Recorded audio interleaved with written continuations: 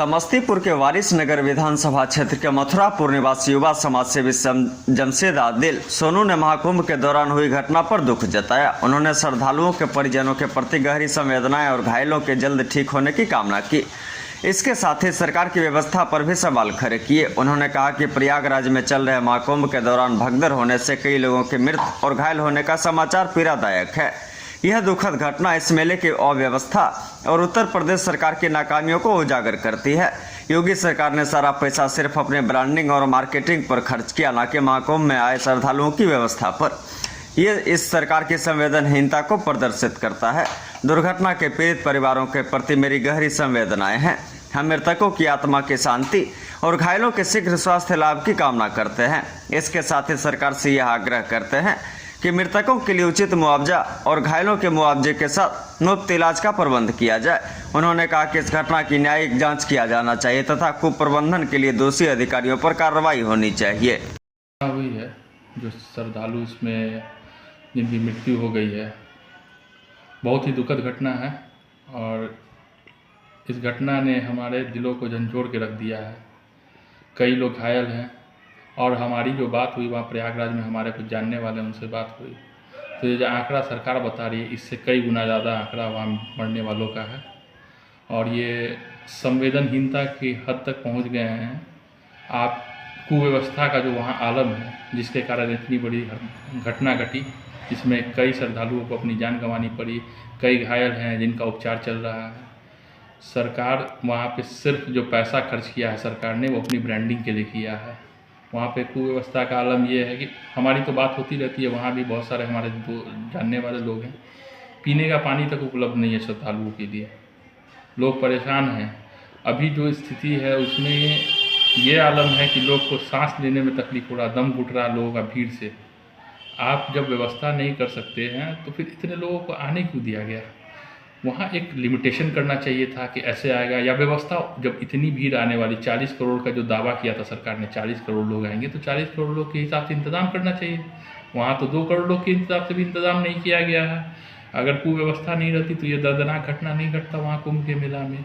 सिर्फ ब्रांडिंग, सिर्फ ब्रांडिंग, सिर्फ ब्रांडिंग यही चल रहा है वहाँ सरकार का।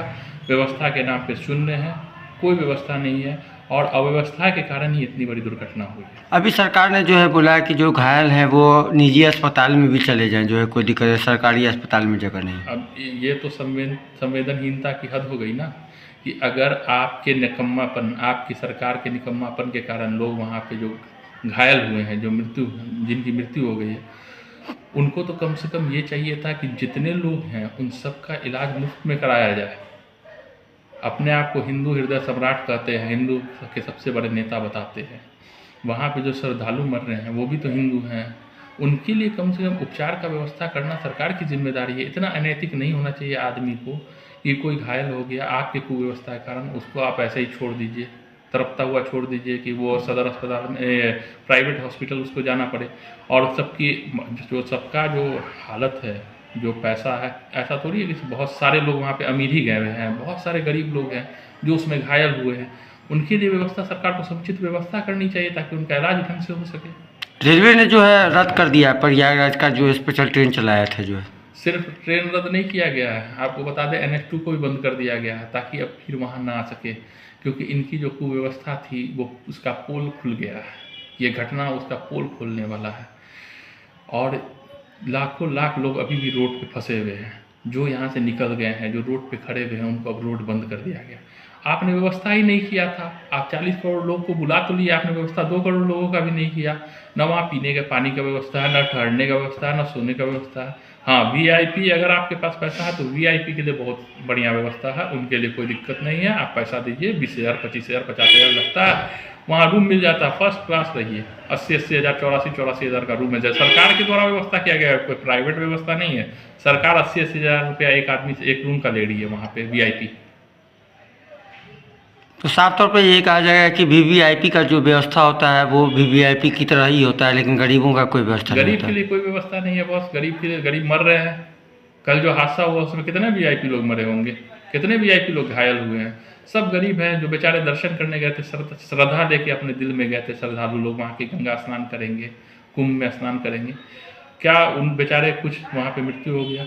उनकी आत्मा को भगवान शांति प्रदान करे, और जो उनके परिजन हैं उनको ये दुख सहने की क्षमता दे भगवान, और जो घायल है उनके लिए हम कामना करेंगे कि वो जल्द से जल्द स्वस्थ हो जाए। लेकिन ये अव्यवस्था के कारण ये जो हादसा हुआ है, ये अव्यवस्था के कारण हुआ है।